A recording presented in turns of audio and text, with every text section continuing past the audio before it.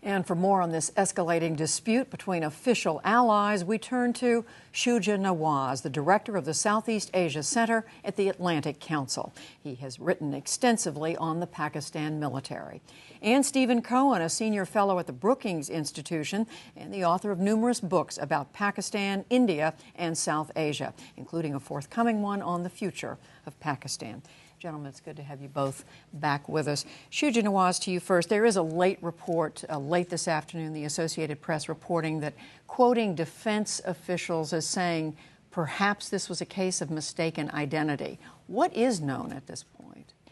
At this point, all that we know is that there was a firefight, perhaps in the border region, and that the Afghan forces asked for support.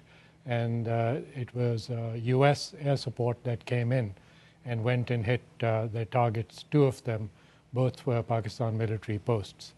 Now, this late report, Steve Cohen, it says, in effect, there was an attack on a joint U.S.-Afghan group, and they asked the Pakistanis to confirm what had happened. And in looking for the source of it, they came upon what was an established, they came upon what they thought was an encampment of insurgents, but this report is now saying perhaps this was yeah, at this stage, in this crisis, and all crises like it, we don't know what the truth is, and half of what you hear is false, and the other, we don't know which half you do hear is accurate. There could have been in the past insurgents, Taliban groups operating from the Pakistani side, which would give the Americans and NATO forces and the Afghans a reason to attack. But maybe this time there weren't. We just don't know what the facts are. How, Shuja Nawaz, does either side get to the bottom of this? I think there needs to be a very swift investigation from the U.S. side first, and that's been promised. And with all this new information that is now emerging, there's quite clearly a desire to walk this crisis back from the edge of the precipice. Because the next step on Pakistan's part, which would be to close the air link to Afghanistan, would really rupture this relationship. And at this point, it is not in Pakistan or the United States' interest to have this relationship break apart. It's very critical for Pakistan to attend the Bonn Conference on Afghanistan that starts December 5th. It's very critical for Pakistan to continue to receive U.S. military assistance and economic assistance. But street power is now forcing the hands of the government and the military in Pakistan. Well, that raises the question, Steve Cohen, how easy will it be to dial back the anger, the emotion in the streets of Pakistan right now? Well, some of that anger is manufactured by the government. It was very effective in its manipulation of the press.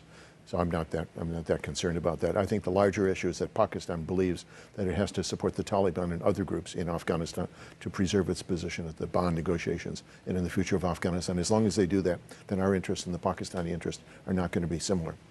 They believe that they need to use these groups to get a place at the peace process. Our view is that supporting these groups is not the right thing to do. Is that something that's seriously in jeopardy of going away? I don't. I think the Pakistanis believe that that's their only viable instrument in long-term strategic negotiations. So they will continue to support them.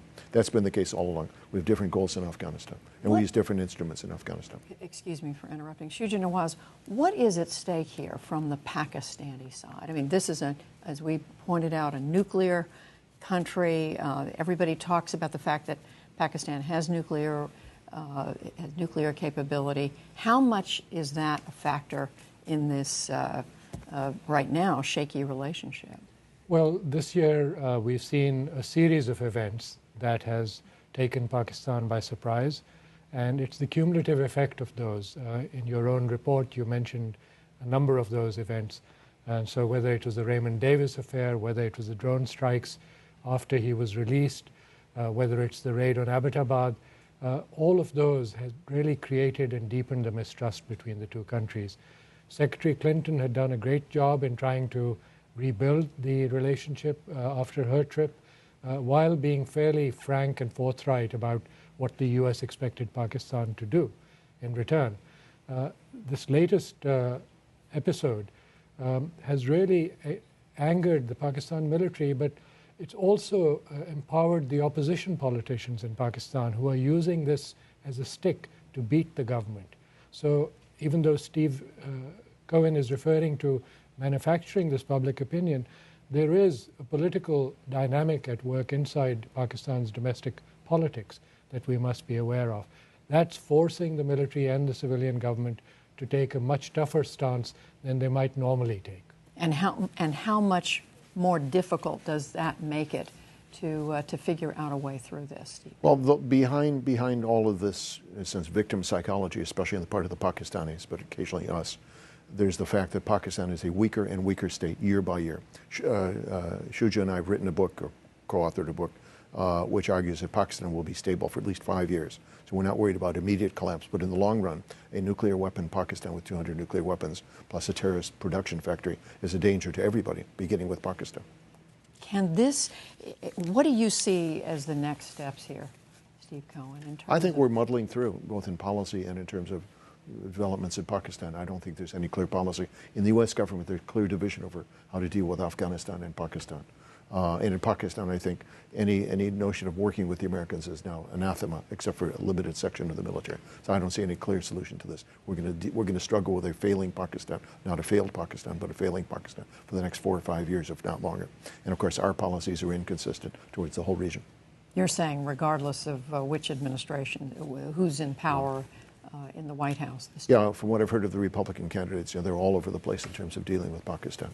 And Shuja Nawaz, in terms of what happens next, can the U.S., by saying this may have been a case of mistaken identity, can they bring the Pakistani back to at least having a discussion about how this happened? I think so, and I think it's very necessary, if indeed that is the case, to be open about it with the Pakistanis, and especially in the closed-door meetings that are likely to occur at the higher level, to give them a face-saving way of easing out of this crisis so that they can ratchet down their own rhetoric and their actions.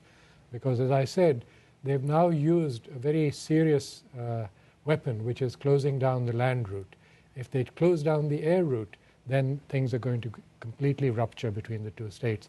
And it's not in Pakistan's interest and not in the United States' interest for that to happen. What would you add to that? I agree with that. I think that this will blow over maybe in a month or two, and we'll return back to a normal state of inconsistent hostility between the two countries. It's like a bad marriage where they need each other, but they can't live with each other and without each other. And I think in our mind, the American perception is behind all of this, is that a truly failed Pakistan is not going to be in anybody's interest. I think that's the view of the Chinese, and that's the view of the Indians towards Pakistan. In fact, Indian relations with Pakistan are much better than our relations with Pakistan, which is a bizarre but welcome development. So I hear you both saying there may be a short-term resolution to this, but in the longer term, the complicated relationship continues. Yes, because Pakistan's regional interests are at a variance with the United States' interests in the region. And the U.S. has to take cognizance of that. Once we recognize that situation, I think the U.S. will be in a much better position to deal with Pakistan. Shuja Nawaz, Stephen Cohen, thank you both. Thank you, Judy.